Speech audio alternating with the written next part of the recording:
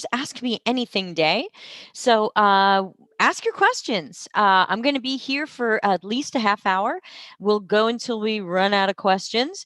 I'm live on YouTube and on LinkedIn, so I'm going to be opening up my windows and getting my interfaces ready so I can see your questions. You are welcome to ask any question on any topic. I am here for you. And I'm doing two each Thursday so I can catch most of the time zones around the world.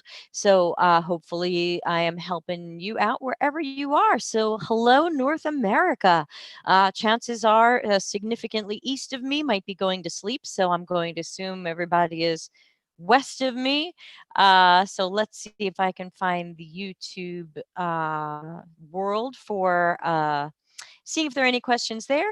But welcome to those on LinkedIn. And oh, I see Ira Wolf is also live right now. Sorry, Ira, I'm missing your stuff. I am live right now. So ask any questions you guys have. This is my office hours. My time is yours, and everything is free. And so whatever I can do for you, hey, you're still up late. Hey, friends in India, come on, go to sleep. It's 11:30 at night there. But no, if anybody in any country, anywhere has a question, I am here and I'm happy to help. And like I said, I'll try to do this every Thursday and I'll try to do it twice a day to capture the most time zones. So all questions are welcome. There is probably about a 1 minute delay between when I'm speaking and when you guys seeing it. You are all seeing it. So just know that if it looks like I'm not seeing your question or whatever the case may be, just please be a little patient. I will see it. It's just that we're on a funky time delay. Also, so if you are going to take some time to type a question, feel free to just put a question mark up in the chat room first, so I know somebody is working on typing something. Because otherwise, LinkedIn doesn't tell me when people are working on questions, and I do not have the YouTube up yet. So give me a moment to try to get there in case anybody is watching there. Oh, come on, YouTube, work today. Let's see if this is working. YouTube can be really funky. All right. I think I'm there in the live chat. So anybody watching on YouTube, you're welcome to ask your questions in the YouTube chat, and I'll monitor that as well. I'm usually paying a little bit more attention to the LinkedIn chat.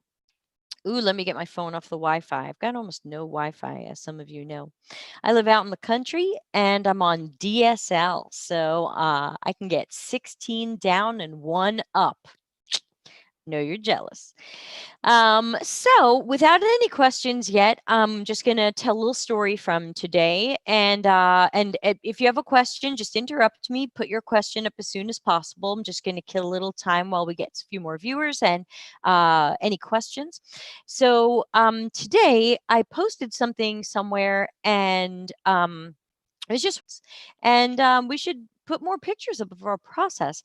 The original author that I'd commented under seemed to have taken that in some weird personal way that I didn't intend. Instead of taking that as a general suggestion for everybody, he seemed to take it quite personally and negatively. And he accused me of white splaining him, which would be because he was not white. So basically, he called me racist. I thought that seemed, as they say, that escalated quickly. So I thought that was a little bit bizarre. And I ultimately chose to block that person as the conversation seemed rather awkward and one that nobody was going to walk away from feeling good about. And I figured I'll just post this general thought to LinkedIn and see what other people think about it. And so you guys have been commenting all day, which is great. Um, but evidently that wasn't enough for this guy, and he contacted me privately via email and tried to tell me I owed him explanations for the things I said, which I don't owe any explanation to anybody on the planet for anything, and neither do you. And I just wrote him back and simply said, I don't owe you any explanation for anything. And especially once you're calling me a racist and telling me I'm white splaining, the conversation is over. And if you are still watching what I'm posting to LinkedIn after I blocked you, then you're extra creepy and let's not be in touch. And his response was, that he expected more civility from me. I don't know why. Evidently, I'm a racist. So, just a reminder to everybody on the planet that when you deal with someone like this, recognize it as some sort of strange power game. Now, of course, if somebody calls you something that you actually are, then let's own it. But assuming you're being called a racist and you're not a racist, or assuming you're being accused of something splaining and you're not, you don't have to entertain that person. You don't have to defend yourself. You don't have to explain yourself. I think this happens a lot with people who don't identify as male. I think this happens, I mean, it happens with men too, but I think it happens more with people who don't identify as male, where they feel like, oh, this person's writing to me. I'd better, explain myself. I'd better present my argument again. I'd better stay in this conversation. Ooh, I don't want them to think I'm whatever, running away, wimpy, afraid. And they stay in these meaningless conversations. And obviously, for this guy to then pursue me on email, because I guess he couldn't get enough power trip over me, that obviously is a little creepy, because obviously blocking someone is usually a pretty strong statement. Remember, I'm just telling a story, killing time. So if you guys have questions for me, ask them, because this is the office hours. Ask me anything. But just a reminder to people that you don't owe anybody an explanation. You certainly don't owe one. Maybe your boss gets an explanation. Maybe your lover, partner deserves some explanations. But a random person on LinkedIn who you don't want to deal with doesn't deserve an explanation. Absolutely doesn't. You do not have to do that. So just remember that. Don't do it. We've got our first question, and let's see. This is from Prakar. I'm sorry if I don't pronounce names very well. No, please do interrupt. I'm just telling stories, killing time until somebody asks a question. And again, we are time delayed by about a minute, so I might seem a little slow to answer your question. You are a self learned UX designer in India. You're looking for a change for the last few months. You don't have a background in design. It's been difficult to land a job. I've tried to learn as much as I can in your roughly 3.5 years experience. What do you suggest to stand out on LinkedIn and in your portfolio? These are great questions. Thanks for asking that. So, it would be great to see your portfolio to see what might be going right with it and what might be going wrong with it. And typically, when I see somebody's portfolio, I can also see where they might not be as strong in some areas and can suggest maybe additional education or practice in a particular area. I also am not totally sure how if you have a job now. I'm not too sure why you're having trouble getting another one. Obviously, we're all having trouble getting jobs right now. There's too many unqualified candidates that are clouding up the market. So thing one, we're all having trouble right now. But if you have a job and you're keeping that job and you're good at your job, then one would hope that there's another workplace that would love to have you. Um, so I am not totally sure what you particularly can do. Let me see if I can open up your LinkedIn profile in another tab and take a quick look and see if anything jumps out at me. Okay, let's see. You are in Pune, and you either have your own consulting service or you work at a consulting service. I'm never too sure who has their own business or whatever. You are doing UX research and UX design. Um, uh, and then before that, you did .NET development. And what else can I learn about you here? And you've done some online courses like lynda.com, which is now owned by LinkedIn.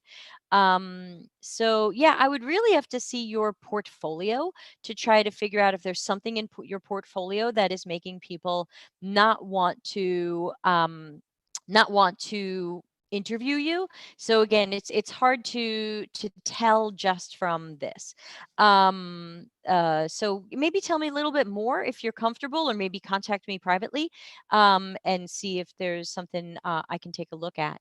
Hey, it's Ask Me Anything time. It's there's 10 of you joining me. Thank you so much.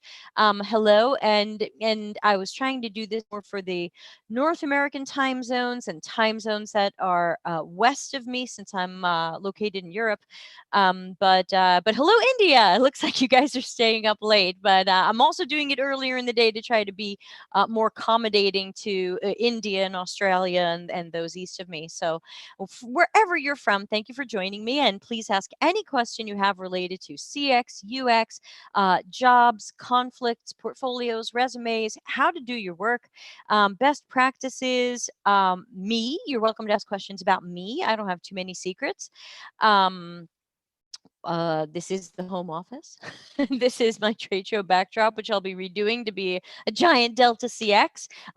So, of course, Delta CX, the book, available on Amazon.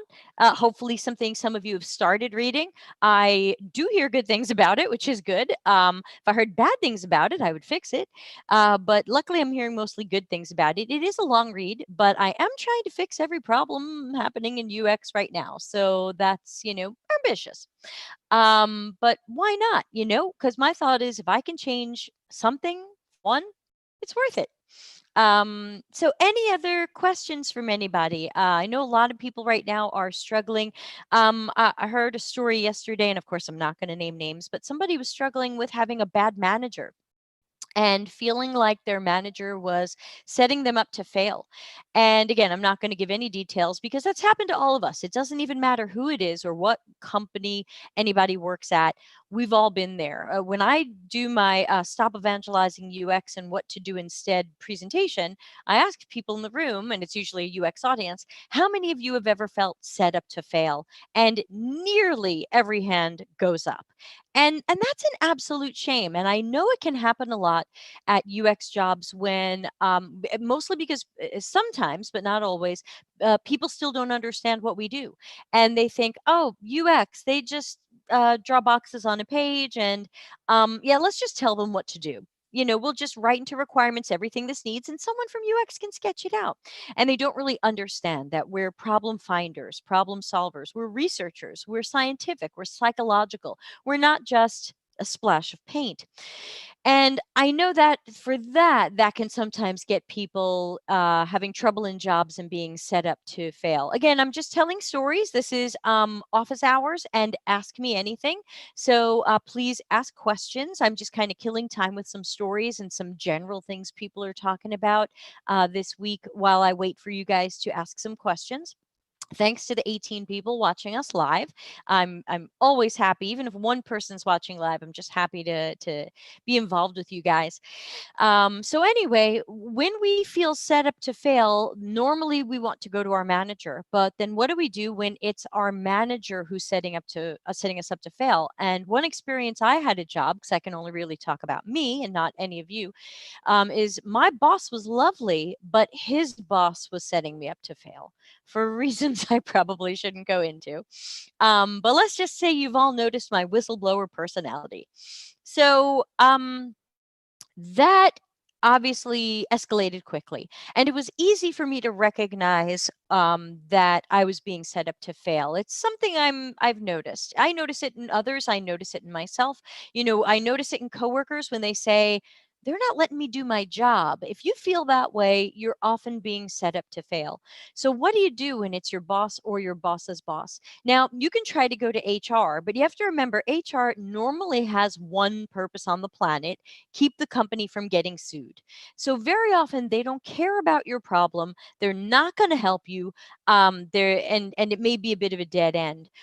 If it's your manager that's causing the problem, but you might have a good relationship or a neutral relationship with the person above your manager, that might be a person to try to have a meeting with and speak to and say, hey, I like working here. I want to work here, but this just seems like this is not the right team or department for me. I'm having some conflict with my manager, and I don't see how that's going to get resolved, especially when HR is not handling it, or I'm afraid to go to HR, or HR is mishandling it. I would try to go to the person above my manager. Now, of course, all the while, I'm going to clean up my LinkedIn. I'm going to get my resume in shape. I'm going to clean up my portfolio. And I'm probably going to start looking at some jobs because I can't just assume that it's all going to work out. We are UX people and we are about predicting and mitigating business risks. We have to do that for ourselves. By the way, people, I'm just killing time. This is an office hours Ask Me Anything. So feel free to ask any questions that you have about yourself, the industry, breaking into the industry, ask questions about me. I'm open to anything. I'm just killing some time telling you some stories while I wait to see if there are any questions. Um, so I was talking about how being set up to fail. HR might not help you. Your boss's boss may not help you. Your boss's boss may be the problem, as mine once was. While my boss was lovely, I remember my boss saying to me, "I'm in over my head and I don't know how to help you." And I appreciate that he was honest about that. But I remember at the time saying to my then boyfriend, it was probably early September of that year, I said, "I think I'm being set up to fail." And he was like, "No, you love this job. You love these people. It's going so well. They just improved stuff and blah, blah, blah." I said, "No, I have this weird feeling. And here's a couple of weird things that happened." And he didn't believe me. And I ended up giving notice 6 weeks later because too many pieces of the puzzle came in. Now, I didn't have a job waiting for me at that point, and it was late October. And many of you know it's very hard to find another job at the end of the year and as we get into holidays. But I knew I couldn't stay there, so I just kind of stumbled through the end of the year, and it was a financial struggle at the time. But sometimes we're stuck in that position until we can get out of it in the fresh new year. And I did. I ended up with a nice agency job that I stayed with for some months and I enjoyed. And I moved on from there. So I guess today is real between my first story and my second story. I think today is just a reminder you do not have to suffer fools. If people are writing crap to you on social media, you don't owe them an explanation. You don't owe them a debate. You don't owe them an argument. A lawyer once told me, and it was a good lawyer, once told me, don't enter into a debate, an argument, or a meeting with someone who's not open to new information. It's just not worth it. You're not going to convince them of anything. They're not going to listen to you. They don't want to change their mind. They don't want to see another angle. And of course, I've taken that into the rest of my life. I was given that advice many years ago, and I still live by it. I will enter into some debates on LinkedIn, but if I really see that somebody is really that stuck in their ways or doing things to try to wave their thought leadership around, or I should say pseudo thought leadership, or doing other things that make it look like no, no, no, everybody's wrong but me, and then I go, okay, well, they didn't want a debate. They didn't want a discussion. They just wanted a whole bunch of people to press like and to hear how right and wonderful they are. You don't have to entertain that person. I suggest you de-amplify that person, even if you feel that way about me. You de-amplify that person. That means you can remove them as a connection, you can unfollow them, or you just don't post on their stuff and you don't press like. Because remember, when you press like or you comment, you amplify it. It gets sent to most, if not all, of your contacts. So if there's something that you don't like that someone says, whether that's me or someone else, then you should disconnect from them or de-amplify them. You don't owe anybody your time. You don't owe anybody your opinion. You don't owe anybody a debate. You can just walk away. Some people are asking about getting their portfolio to me for a quick review. I am currently offering quick portfolio reviews. All you need to do is send me a private message on LinkedIn. If we're not connected, then do click the connect button. By default, I've got the follow button. You have to go to the more menu and then find connect. And just give me a note saying the URL for your portfolio. And what I'll do is I'll schedule you into my calendar. Now, right now, I did 7 portfolio reviews today, and I think I have 23 more to go that I'm going to try to do over the next few days. So if I have to schedule you for next week, I'm scheduling you for next week. But just remember, it's not going to be a conversation between us. In order to keep these fast and free, I'm kind of pretending that I am a hiring manager and you're in a stack of resumes on my desk and I'm looking at your portfolio relatively quickly, 10 or so minutes. And I just want to see if I see enough talent, process, approach, understanding of UX, that I would want to interview you. And so I'm giving everybody feedback. Some of it is tough love. There were a few portfolios today that I loved. There were a few portfolios where I saw talent, but the storytelling wasn't good. So I wasn't too sure what you did or how you did it, but I got the feeling you do know what you're doing. And a couple of portfolios were not strong, but not because the storytelling was lacking, but because the story I got from the portfolio was, this person really just doesn't understand UX. That could be an education thing, that could be a talent thing, it could be anything. I mean, I believe that UX is not for everybody. As and again, I'm just killing time while I'm waiting to see if people have any questions, since this is office hours and Ask Me Anything. Thanks to the 21 people who've joined us. I'm open to any questions. You can interrupt me. I'm just telling stories, waiting for people to ask questions. There is about a 1 minute delay between when I say something and when you see it, so just be aware of that timing. We're also live on YouTube, and I don't have any questions there, but it looks like I've got 2 viewers. Hello, YouTubers. So I'll flip back and forth at times between LinkedIn and YouTube, see if there's any questions. But I was talking about I need someone to keep track of what I'm talking about. I think I was talking about something related to my early days of something, but now I've forgotten. So I'm just going to go back to saying portfolios. Not oh yeah, not everybody's great at UX. That's what I was saying. And I was saying, I entered university as a double major in chemistry and music. My school didn't have minors. So if you loved something, you had to major in it. And I've always been a musician and a singer, as some of you have learned. But I didn't think it would be my career. So I needed something that would be a career.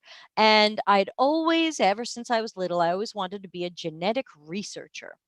And that was because I saw a lot of diseases that were running through my family, and I figured I have to fix this. So, again, if any of you have gotten to know me through LinkedIn or through us meeting at an event, you're starting to get a clearer picture of who I am. I just have to try to make everything better wherever I go, where I'm not happy.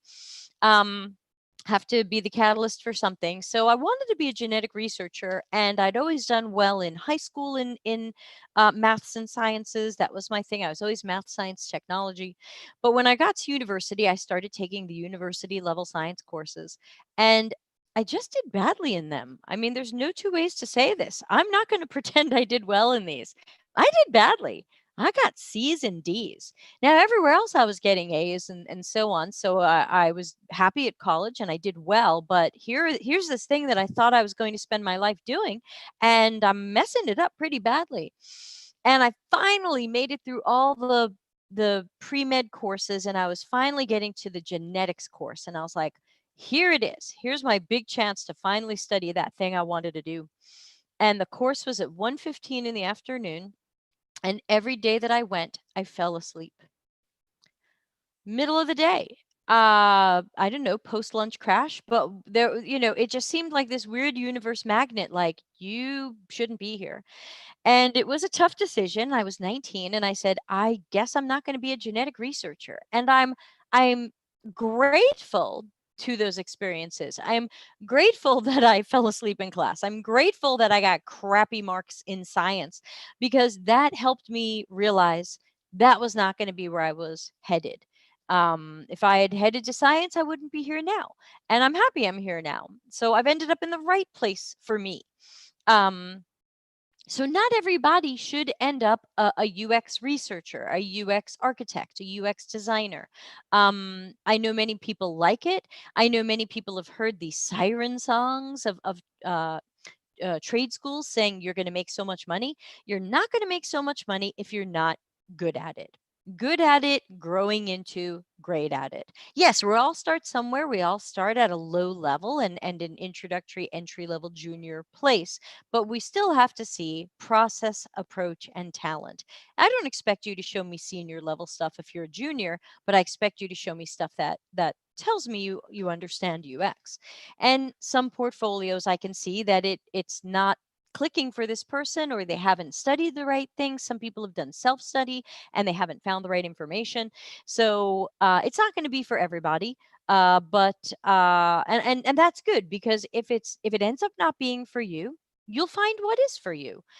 I'm glad I'm not a genetic researcher, and someday somebody's going to be glad they didn't work in UX. It can be really thankless.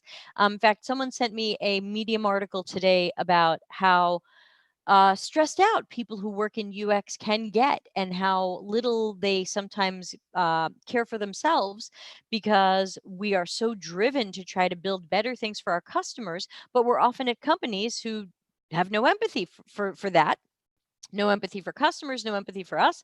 And our companies are releasing junk that's broken, hard to use, bad UX, and the toll that it takes on us. It's not we have to try to be unemotional with our teammates, but it's not an unemotional job. We care. We do this stuff because we care. Anybody who got into it because they thought they were going to make a pile of money, you're only going to stick around so long. But for those of us who deeply care and have this running through our veins, it takes a toll on us. And that's why self care is important. So maybe some of you can post to the comments about, what do you do to blow off the steam of the stress of working in UX? What do you do when you need that balance? What do you do that's legal? Let's start there. What do you do that for self care? Are you able to really disconnect on the weekends? Are you able to really disconnect in the evenings? Are you able to take a vacation and not keep up with email? What do you do to take care of yourself? For me, it's mostly hanging out with my super cool boyfriend. And if stuff's really getting funky, I will go out and talk to my dogs. Many of you know that I have 5 dogs who are all related to each other, and they are extremely cute and sweet and well behaved. And they mostly live outside, since I live in a pretty mild climate place, and so that's not abusive. They're in a huge pen, and one of them likes to hang out in the house. So Olivia is here, and some of you met her earlier when she was shrieking when I was trying to record portfolio reviews. But tell me what you guys do. When I was still in America, I owned 2 identical scooters. And one of the main things I did to blow off stress was go ride on the scooter. And then I felt bad about that. So I started buying carbon offsets. But my life and business coach, the extremely awesome Laurel, Laurel Elders, I think is her last name now. She got married a few years ago. I hope that's right. From integrativelifecoaching.com, I think. She was like, you can buy carbon offsets, but you have like one of the most fuel efficient scooters on the planet. And I was like, oh, yeah, I get 48 miles to the gallon, but still, I bought the carbon offsets, and I would just go out, and I'd wired a Bluetooth system into my helmet, and I would just play music and I would sing. For those of you who know, I'm a singer, and that's my real thing. My boyfriend built me a home vocal booth where I sing and I record some of the video training some of you have heard. And sometimes there's one time I just had such a weird day. I just stood in the booth and it was just this bizarre silence because it's so quiet in there. And I just stood there and I just had silence and I just kind of breathed. I'm not much of a meditator, but I just kind of took a moment for myself. Or sometimes I'll put on some songs and sing them until I can't sing anymore. So again, this wacky live stream is supposed to be office hours. Ask me anything. I'm happy to take questions from people on any topic. Please ask absolutely anything. It's all totally open and it's all free. You don't have to subscribe to anything or buy anything, but certainly you can subscribe to our YouTube channel because that's where these get archived. I've been going about a half hour. We don't have too many questions popping up. So let me say, if I don't see another question in the next few minutes, I'll wrap it up for today.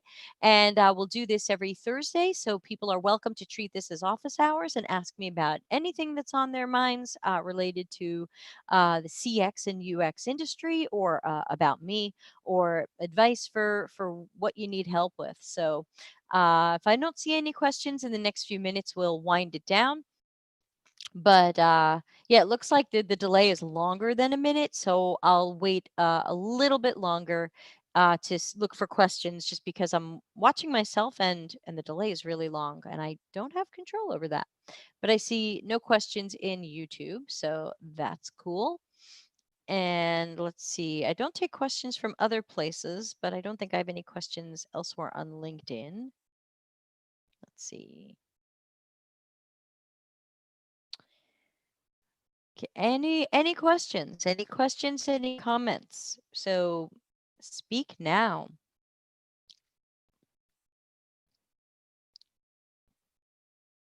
Checking the phone for anything in the LinkedIn universe.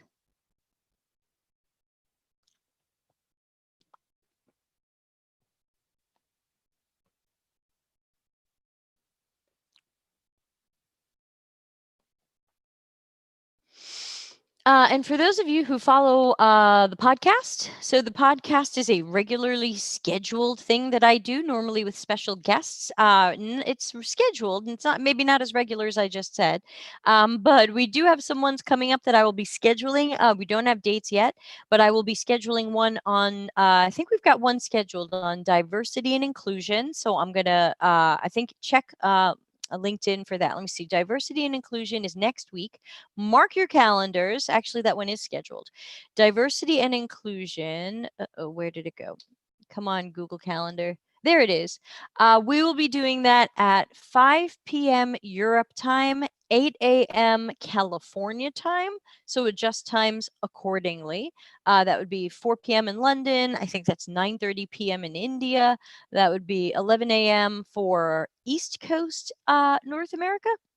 So mark your calendars. Wednesday, the 18th, we're going to be doing a live scheduled podcast with Justin, the awesome Justin Ranton. He's going to be talking about diversity and inclusion. And then I'm working on scheduling Seth Finkel, Dr. Seth Finkel, to talk about imposter syndrome. And I'm working on scheduling someone to talk about design systems. So if you've got any topics you want to hear, let me know, and I'll schedule those as well. But as of now, that is what's coming. Otherwise, I will pop up from time to time on these live streams and take any questions that you have. It's my office hours, and ask me anything. And thanks to everybody who joined in. Those east of me, have a great night. Those west of me, have a great day. Have a super weekend, and I'll be around, and I'll catch you guys soon. So I'm going to wind it down. If you have any questions, just save them for next time, and I'm happy to answer them next time. So with that, I will end the stream. Thank you so much, everybody, for coming to today's office